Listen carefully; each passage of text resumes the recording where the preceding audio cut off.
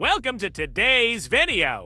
In this video, we take you through every step from the moment the cobs are picked in the field to their journey through packing, loading, and finally spreading on the ground for drying. Let's begin the journey of maize straight from the field. The maize crop, grown over months with dedication and care, finally reaches maturity. The cobs have ripened, the husks have dried, and it is time for harvesting.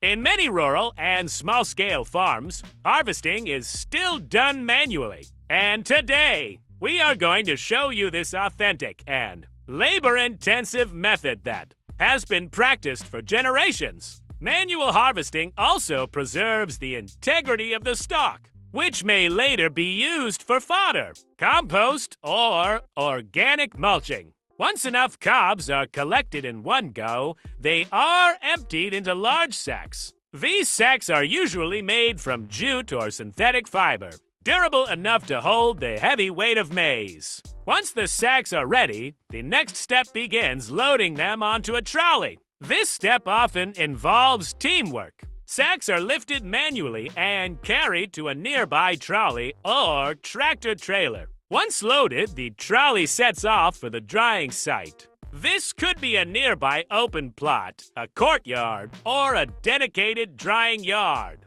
Upon reaching the drying area, the sacks are unloaded and opened. Cobs are spread across the soil evenly, exposing each one to sunlight and air. This method, though traditional, is effective, sustainable, and suited to many local conditions where mechanization is not feasible or affordable. Thank you for watching this journey from cob to collection. If you found this video educational, please like, share, and subscribe for more real-life farming stories.